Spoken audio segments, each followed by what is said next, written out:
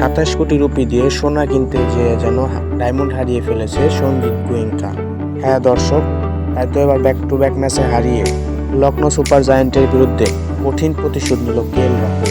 Lucknow super জায়ান্টসকে পরপর 2বার হারিয়ে Delhi ক্যাপিটালসের KL Rahul প্রমাণ করল সঞ্জীব গোয়েঙ্কার আচরণে তিনি সত্যিই ক্ষুব্ধ ছিলেন এবং তিনি সেই প্রতিশোধটা মাঠের খেলায় দেখিয়েছেন এবারের আসরে। প্রিয় দর্শক, আমরা দেখেছি গত আসরে কেএল রাহুলের সাথে সঞ্জীব গোয়েঙ্কার একটা ঝামেলা বেঁধে যায়। লখনৌ সুপার জায়ান্ট হারার পরে কেএল রাহুলকে চেপে ধরেছিলেন লখনৌ সুপার জায়ান্টের মালিক সঞ্জীব গোয়েঙ্কা।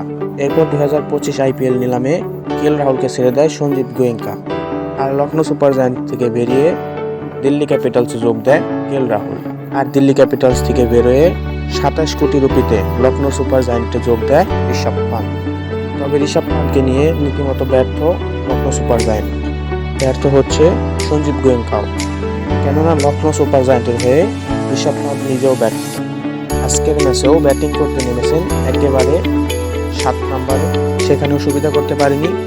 2 বল খেলার চেষ্টা করেছিলেন, তবে শেষ বলে বোল্ড হয়ে গেছেন তিনি।